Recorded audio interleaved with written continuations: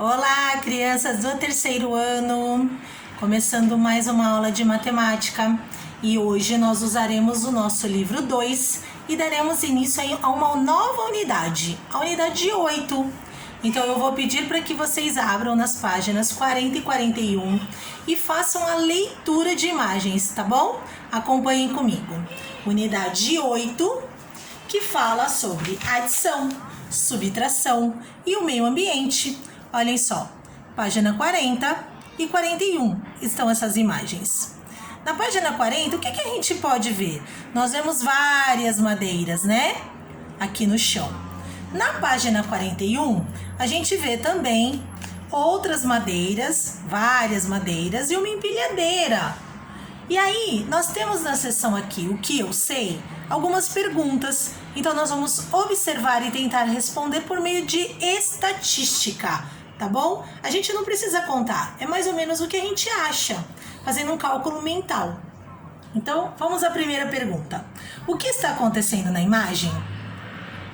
Segunda, na imagem, o número de troncos empilhados no chão está mais próximo de 50, 500 ou 5.000?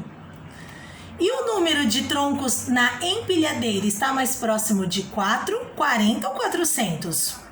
No total, há quantos troncos nessa imagem aproximadamente? Tá bom? Agora, nós vamos virar para a página 42, que ela apresenta uma situação problema, porque nós estamos falando de matemática. Então, acompanhem comigo a leitura da página 42. O problema do desmatamento. Olhem só. O Brasil é um dos países mais ricos em espécies de plantas e animais do mundo. Porém, algumas ações do ser humano estão fazendo com que algumas dessas espécies sejam ameaçadas de extinção. Um dos grandes causadores dessa ameaça é o desmatamento das florestas. Essa prática, que é feita tanto para a extração de madeira quanto para abrir espaço para construções, plantações e criações de animais, destrói parte do ambiente em que esses animais e plantas vivem. Considere a situação a seguir. Então aqui nós temos uma imagem e eu gostaria muito que vocês observassem os detalhes dessa imagem. E ela se trata de uma área desmatada. Em uma determinada região da floresta amazônica, haviam 79 árvores de espécie jacarandá copaia. Foram cortadas 45 árvores dessa espécie. Virando para a página 42, o que nós vamos precisar fazer? Nós vamos começar a resolver os exercícios.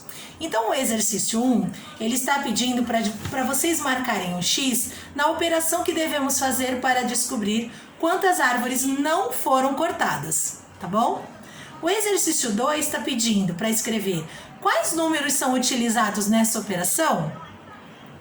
O exercício 3, vocês vão precisar montar a conta de acordo com a situação problema e colocar a resposta, tá bom? Que é uma parte muito importante desse exercício.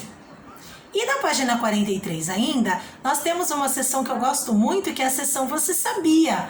E ela diz assim: a floresta amazônica é a maior floresta tropical do mundo. Ela abriga aproximadamente 1.000 espécies de aves, 400 espécies de mamíferos e 3.000 espécies de peixes, entre outros animais. Vocês sabiam disso?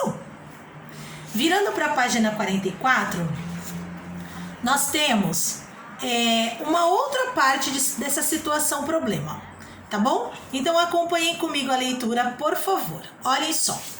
O desmatamento, acompanhem comigo. O desmatamento é um grande problema porque as árvores cortadas, na maioria das vezes, não são replantadas. Porém, já existem campanhas de incentivo ao reflorestamento, que é o plantio de novas árvores, para compensar aquelas que foram extraídas da natureza. A palmeira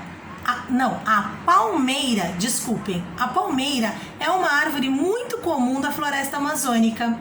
Existem muitos gêneros de palmeiras e no território brasileiro há cerca de 35 gêneros diferentes e um deles é o açaizeiro. Olhem o açaizeiro aí, ó. Vocês estão vendo essa imagem? Olhem os detalhes. A seguir, nós vamos começar a fazer outro exercício, tá bom? Que é o exercício 4.